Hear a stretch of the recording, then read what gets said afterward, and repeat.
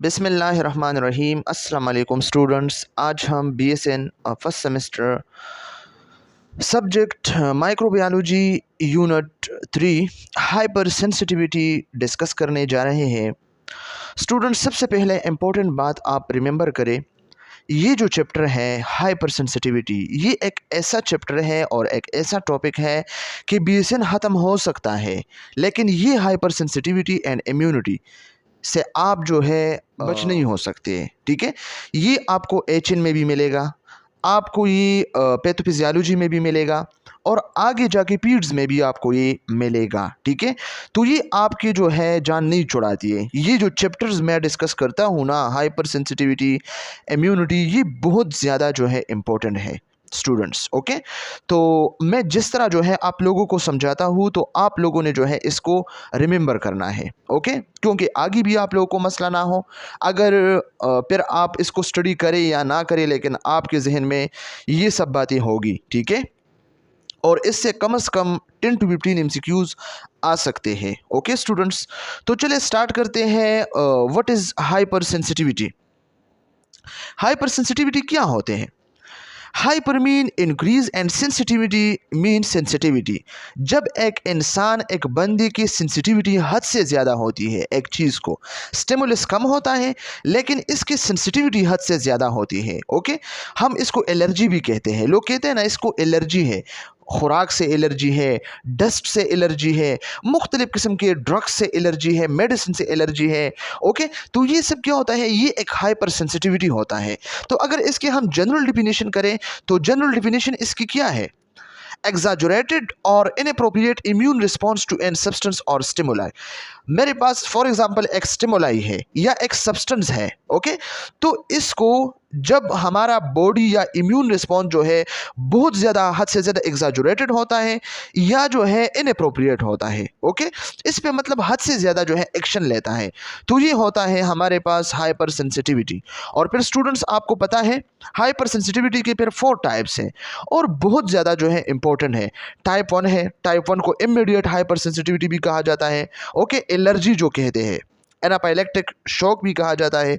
Okay, तो इसमें जो है टाइप 1 में कौन कौन सी एंटीबॉडीज जो है इन्वॉल्व है? इसमें IgE एलर्जी वाले जो है इन्वॉल्व है। ओके, ये एमसीक्यूज पॉइंट ऑफ व्यू से काफ़ी इंपॉर्टेंट है स्टूडेंट्स।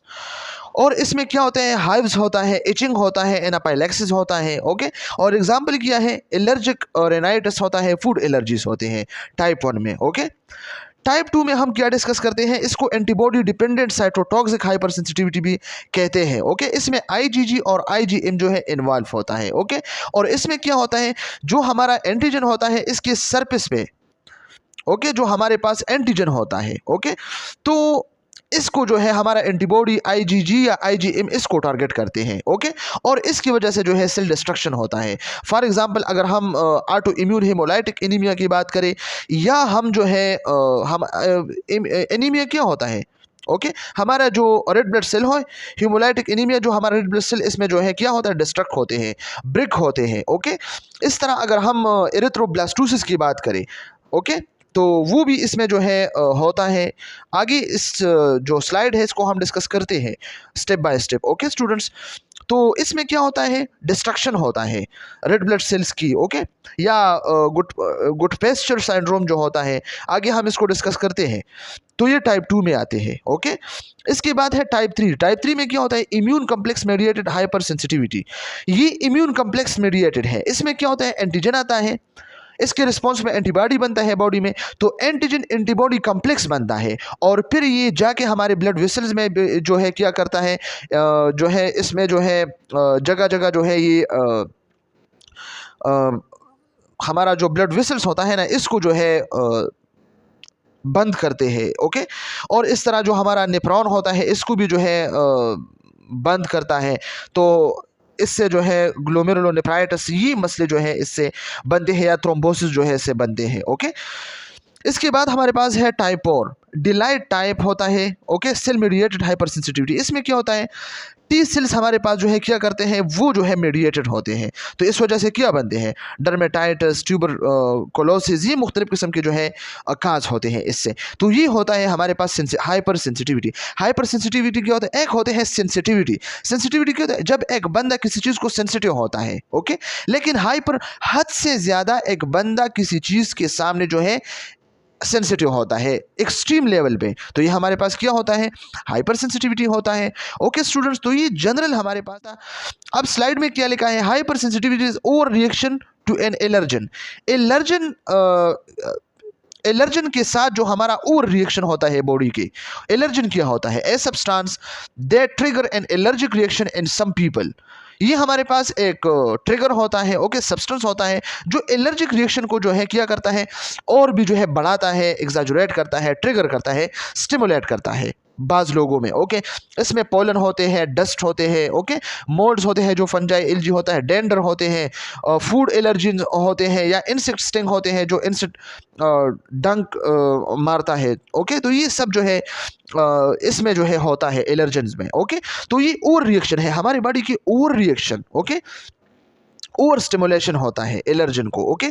और it is an antigenic response beyond that it's considered normal. ये हमारे पास क्या है, एक एंटीजेनिक रिस्पॉन्स होता है, okay, beyond that it considered normal. हमारे बॉडी के जो नॉर्मल फंक्शन है इसकी बियॉन्ड, ओके, इसके अलावा ये हमारे बॉडी के एक एंटीजेनिक रिस्पॉन्स है students. It is also known as allergy, जिस तरह मैंने डिस्कस किया कि इसको एलर्जी भी कहा जाता है, okay. Hypersensitivity occur when a sensitized person reexpose to an allergen, okay. ये कब जो है अकर होता है, ये तब अकर होता है जब एक सेंसिटाइज पर्सन कौन सा पर्सन होता है, वो बंदा जो एक स्पेसिफिक चीज़ के सामने जो है ये ओवर सेंसिटिव होता है, ओके। तो जब ये एलर्जन, एक बंदा है एलर्जन के सामने जो है ये क्या है, सेंसिटाइज्ड है, ओके, और वो इसके सामने री एक्सपोज हुआ, फिर इसके साथ वो मिल गया, तो ज़रूरी है कि इसको क्या होगा, हाइपर सेंसिटिविटी होगी, ओके। तो एलर्जी हाइपर सेंसिटिविटी के 4 टाइप्स हैं, टाइप 1, टाइप 2, टाइप 3 को 1 बाय 1 डिस्कस करते हैं। टाइप 1 को एनाफिलैक्टिक रिएक्शन भी कहा जाता है, ओके, जिस तरह हमने डिस्कस किया। क्विकली डेवलपिंग, ये जो है बहुत क्विक जो है डेवलप होते हैं, okay, 2 to 30 minutes after contact of allergen. जब एलर्जन के साथ आपका कंटेक्ट हो, तो एलर्जन के कंटेक्ट के बाद 2 to 30 मिनट्स में आपको ये जो टाइप 1 रिएक्शन है ये हो सकता है, okay. With antibody after previous exposure, आपने एक्सपोजन किया, ओके, तो आपको जो है एलर्जी हो सकता है, ओके। और कौन सी एंटीबॉडी इसमें इन्वॉल्व है, IgE, ओके। स्टूडेंट्स रिमेंबर रखिए, IgE produced in response to an antigen like insect venom or plant pollen grain bind to the surface of mast cell and basophils। इसका ताल्लुक जो है ज़्यादातर एलर्जी के साथ है, ओके। तो IgE प्रोड्यूस होता है, ओके, और ये एंटीजन को जो है रिस्पॉन्स देता है। एंटीजन कहाँ से आता है, इंसेक्ट से आपको एलर्जी है या प्लांट फॉलन से आपको एलर्जी है, तो इसकी तरफ से जो है एंटीजन आता है, तो आपकी बॉडी इसके खिलाफ जो है IgE प्रोड्यूस करता है, और ये IgE जाके क्या करता है, मास्ट सेल और बेसोफिल सेल के साथ जो है बाइंड होकर इसको एक्टिवेट करता है, और इससे मुख्तलिफ किस्म की केमिकल्स को रिलीज करता है, हिस्टामिन, ल्यूकोट्रीन, प्रोस्टाग्लैंडिन। और ये तीनों जो हमारे पास केमिकल्स होते हैं, ये क्या करता है, ये मास्ट सेल और बेसोफिल से रिलीज होते हैं, तो ये क्या करता है, इंक्रीज वेस्कुलर परमेबिलिटी। हमारे बॉडी के जो वेस्कुलर जो वेसल्स है इसके परमेबिलिटी इंक्रीज करते हैं, तो इसके बदौलत क्या होता है, वेजोडाइलेशन होता है। तो हमारे बॉडी के वेजोडाइलेशन जब वेसल्स के होते हैं तो इससे ज़्यादा फ्लूइड बाहर आता है, ओके। ब्रोंको कंस्ट्रक्शन होता है। ब्रोंको कंस्ट्रक्शन क्या होता है, जो ब्रोंक्यूल है हमारे पास इसकी कंस्ट्रक्शन होता है, तो इसके सिम्टम क्या होते हैं, एस्मा होता है ना। इंक्रीज म्यूको प्रोडक्शन, और जब वेजोडाइलेशन होता है तो इंक्रीज म्यूकस प्रोडक्शन होता है, तो हम कहते हैं इस बंदे को एलर्जी है, तो ये क्या होता है, टाइप 1 होता है। अगर हम लोकल रिएक्शन की बात करें, स्किन और म्यूकस, ओके, तो इसमें क्या होता है, स्किन या म्यूकोजा जो है इसमें इन्वॉल्व होता है, okay. Bee sting, bee sting क्या होता है, जब शहद की मक्खियाँ और जो मक्खियाँ होते हैं वो डंग मारता है, ओके, आपको जो है टक देता है, तो ये क्या है, sting, being bee sting. Food allergy होता है, हाई फीवर, पोलिनोसिस। पोलिनोसिस क्या होता है स्टूडेंट्स, ये हमारे पास एलर्जी काज्ड बाय डस्ट और pollen in which the mucous membrane of the eye and nose are inflamed. ये हमारे पास ऐसी एलर्जी है जो डस्ट या पोलन से जो है काज होता है, और इसमें क्या होता है, हमारे जो आई या नोज के जो मेम्ब्रेन होता है म्यूकस, वो इसमें इन्फ्लेम्ड होता है, ओके। इसके अलावा आस्थमा, आस्थमा क्या होता है? Inflammation and mucous membrane tighten around the airway. हमारा जो एयरवे होता है, ओके, तो इसके जो मसल है, सॉरी मसल्स है या तो वो टाइटन होता है और इससे इन्फ्लेमेशन काज होता है। तो ब्रीथिंग हम जो है आसानी से फिर नहीं कर सकते, ओके, इनहेल नहीं कर सकते। और अर्टिकेरिया क्या होता है? हाइव्स। तो ये हमारे पास हम कह सकते हैं कि ये हमारे पास स्किन रैशेस होते हैं मुख्तलिफ किस्म की, ओके। तो ये जो है ये लोकल रिएक्शंस होते हैं टाइप 1 के। एमसीक्यूज पॉइंट ऑफ व्यू से काफ़ी इंपॉर्टेंट है स्टूडेंट। इसके बाद जो सिम्टम है सिस्टमिक रिएक्शन है, तो इसमें एनाफाइलेक्टिक शॉक है। एनाफाइलेक्टिक शॉक क्या होता है students? Anaphylactic shock is a severe, potentially life-threatening allergic reaction that can cause the immune system to release a flood of chemicals into the bloodstream, leading to sudden drop in blood pressure and constriction of airway. Anaphylactic shock में क्या होता है? ये एक allergic reaction होता है और इसमें क्या होता है स्टूडेंट्स? इसमें ये होता है कि हमारा जो ब्लड स्ट्रीम होता है इसमें मुख्तलिफ किस्म की केमिकल रिलीज होते हैं, ओके, और इस वजह से जो हमारा बीपी है वो सडन ड्रॉप होता है, ओके, बीपी हमारा कम होता है और हमारा जो एयरवे है वो बहुत ज़्यादा कंस्ट्रक्ट होता है। तो एक तरफ से बीपी कम, दूसरी तरफ से हम सांस नहीं ले सकते, तो ये एनाफाइलेक्टिक शॉक, ओके, तो इससे बंदा जो है बंदे की डेथ हो सकती है, ओके। पेरेंटल एडमिनिस्ट्रेशन आप एलर्जन, ओके, जब आप पेरेंटल एडमिनिस्ट्रेशन करते हैं एलर्जेंस की, फॉर एग्जांपल हमारे पास पेनिसिलिन है या और एंटीबायोटिक्स है, तो इस वजह से भी ये हो सकते हैं, ओके। विद इन मिनट्स, और मिनट्स में क्या होता है? इचिंग हो सकता है, रेडनेस ऑफ स्किन, आपकी स्किन जो है रेड हो सकते हैं, इचिंग हारिश सा होता है। ब्रीथिंग प्रॉब्लम्स भी हो सकते हैं, जिस तरह आस्थमा हमने डिस्कस किया, एब्डोमिनल पेन भी हो सकते हैं, ओके, वोमिटिंग, डायरिया, ये सब इसके साथ हो सकते हैं। और ड्यूरिंग सेवरल मिनट्स, और काफ़ी 2-3 मिनट्स बाद या 10-20 मिनट्स बाद डेथ में अगर डेथ भी हो सकते हैं। किस वजह से? Due to collapse of circulation, आपकी बीपी जो है ड्रॉप हुई है ना, कम हुई है, तो इस वजह से आपकी डेथ भी हो सकते हैं, ओके स्टूडेंट्स। अब इसके बाद है type 2 cytotoxic reaction. Cytotoxic reaction हमारे पास कौन सी रिएक्शन होता है स्टूडेंट्स? एक्सपोजर टू एंटीजन, इसमें एंटीजन के साथ जो है एक्सपोजर होता है, ओके, और इसमें कौन कौन सी एंटीजन जो है इन्वॉल्व है? IgG and IgM are produced, okay, इसमें ये दो जो है इन्वॉल्व है। एमसीक्यूज पॉइंट ऑफ व्यू से याद रखना, okay students. Uncomfortable blood transfusion, और इसमें क्या होता है? Uncomfortable blood transfusion, for example एक बंदा है इसके ओ पॉजिटिव ब्लड है मेरे तरह, और दूसरा बंदा है इसके ओ नेगेटिव है या ए नेगेटिव है, ओके, और आपने जो है ओ नेगेटिव जो है किसको दिया?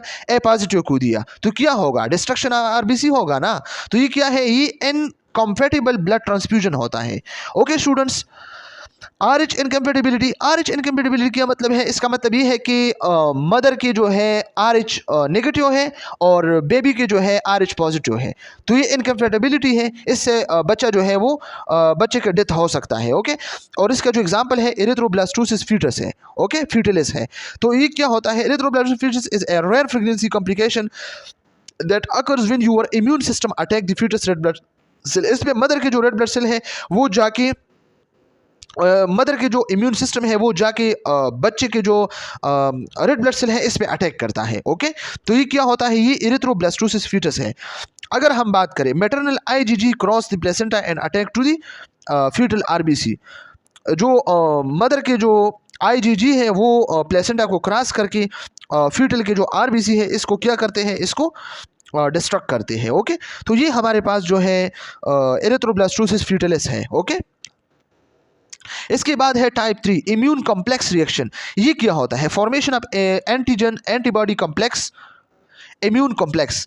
इसमें क्या होता है? एंटीजन बाहर से आके हमारे बॉडीज के खिलाफ एंटीजन एंटीबॉडी बनाते हैं, तो एंटीबॉडी एंटीजन कॉम्प्लेक्स बनते हैं, एक दूसरे के साथ ऐड होते हैं, ओके।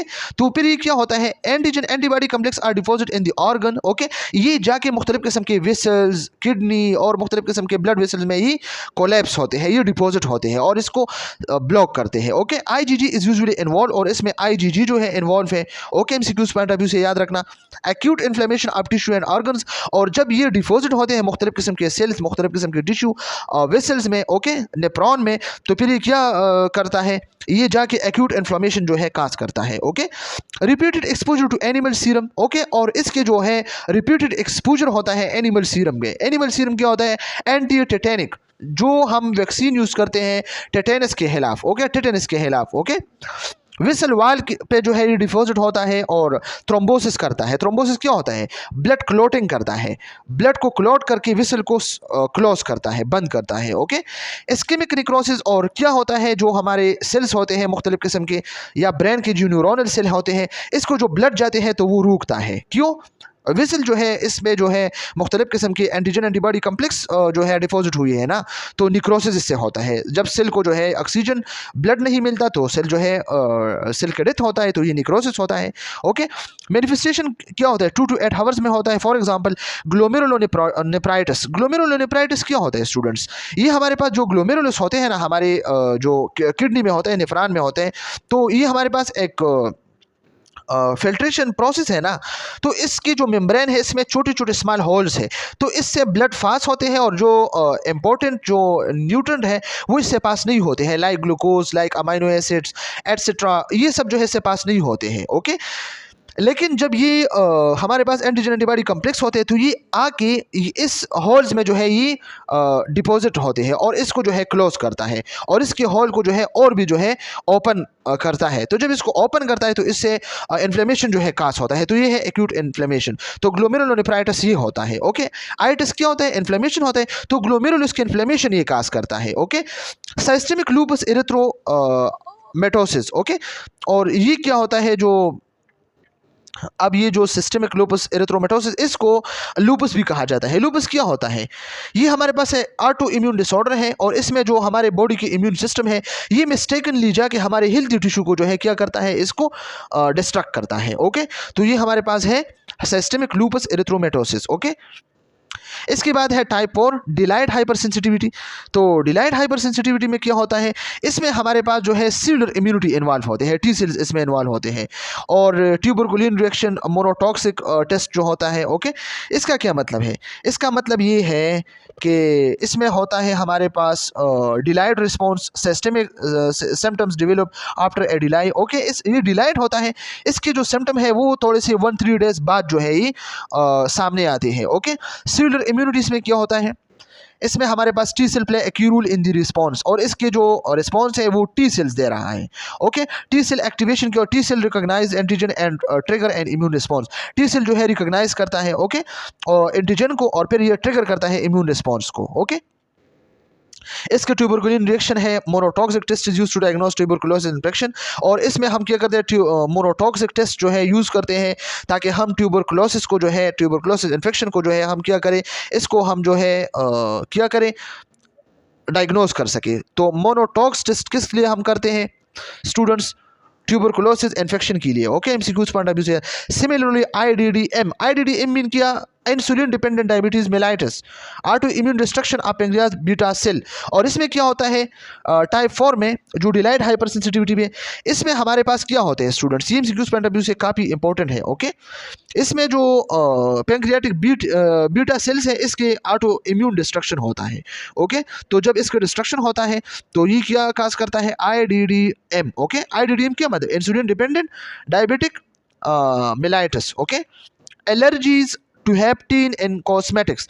स्टूडेंट्स यहाँ पे एक वर्ड लिखा है हेप्टीन, ऑलरेडी हम इम्यूनिटी में डिस्कस भी कर चुके हैं, लेकिन हेप्टीन क्या है? ये हमारे पास नॉर्मल एक स्मॉल सब्सटेंस होता है, हमारा जो फूड है या हमारा जो एंटीबायोटिक है, तो ये हम जब खाते हैं तो हमारा बॉडी इसके खिलाफ रिएक्शन नहीं करता, लेकिन तब करता है जब प्रोटीन के साथ ये जो है बाइंड होता है। तो जब ये प्रोटीन के साथ बाइंड होता है ओके या कॉस्मेटिक के साथ बाइंड होता है तो हमारी बॉडी इसके खिलाफ फिर रिएक्शन ले रहा है। Okay, person previously exposed to TBC develop after intradermal injection of the antigen skin induration manifestation in 1-3 days।